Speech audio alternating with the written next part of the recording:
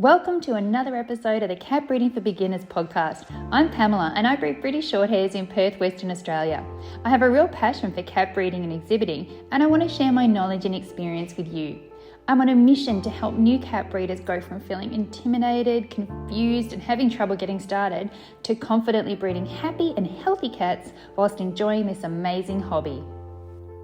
Hey, before we jump in, I want to invite you to take my What Kind of Cat Breeder Are You quiz.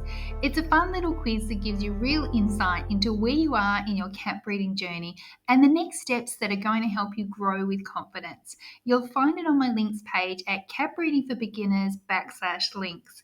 Go take it and let me know your results. I'm having a bit of a weird morning. This morning I woke up and, like I do every day, I check my inbox to see if there's any messages from my new cat breeders in my new cat breeders club, because they, aside from having a group where they can talk to each other and having a members only area with lots of content that I've provided for them, I do videos specifically for them. Every month they get masterclass videos, they get quick Q&A videos, they get a lot of content in there as well, downloads, all sorts of stuff. I also have set up so that they can send me messages, because sometimes they need some help, that they need to have just one-on-one help from me, that they don't necessarily want to share it in their group, or they've got a quick question. Happy for that to happen. I often respond in a voice message, and it's a really good interaction, and it is a really great way to start the day for me, because it's always positive. But this morning it was a little bit weird, because I had a message from one of my members sharing something that she'd seen in a group that was calling me a cult leader. And I had to think about that for a minute. You know, how did I feel about that? How did I feel about being accused of being a cult leader? So I wasn't really upset about people casting aspersions on me myself, because I am who I am, and if you like it, great, and if you don't, I don't care. But I was a little bit miffed for my members, because I think that's a little bit rude to them. They are people that are just needing some help and some guidance, a place to share with other people, a place to feel like they're part of a community. And that's all I'm providing for them, and, you know, positivity and wanting them to go forward and do wonderful things and have a great time with the hobby that I love so much. So to be accused of having a cult, I don't know. I mean, is it? I don't know. There was also a lot of chat about, you know, the fact that I charge money to mentor people. Now, I do. I charge a monthly membership fee, and that monthly membership fee, and I make no secret of the fact that I charge a membership fee. That membership fee is, I'm the kind of person that I have worked hard my whole life. I'm very motivated by financial gain. And I don't like doing things for nothing. I do a lot of things for nothing, but I don't like it.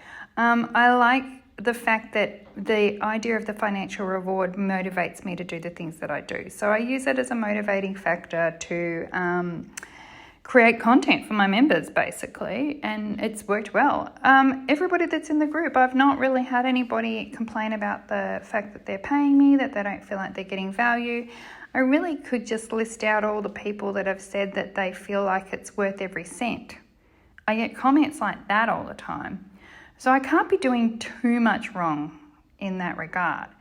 And I do share a lot of information. If I feel like something's important and needs to be shared, I'll share it. Like I did a guide recently on blood groups in different breeds, so that people could know about incompatibility issues.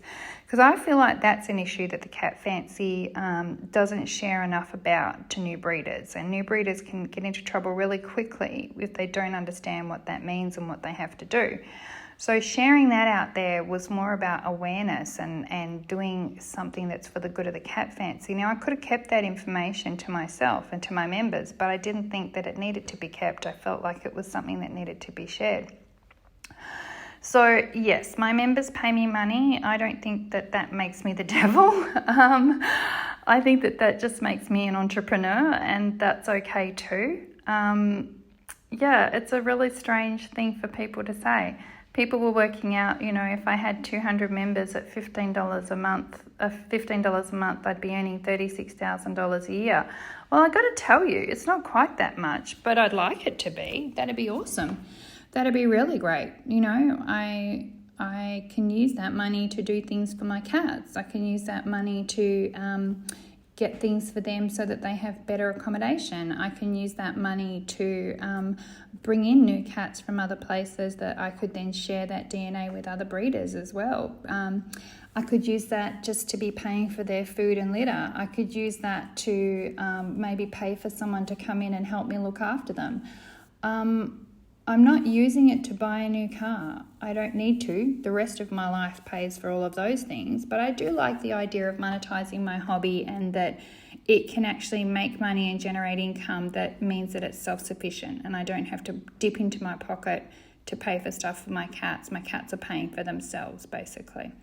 I'm not going to apologize for that. I don't think I should apologize for that. What was really interesting, though, that when the comments came up about me being a cult leader, that some of the established breeders here that are in that group, were saying, positive things, that she's helping people and that, she shares a lot of information that's really helpful, and the stuff that she shares doesn't seem to be about selling stuff. She just shares information, and they were really positive comments. So I think there's probably more feelings out there that what I'm doing is a good thing as opposed to a bad thing.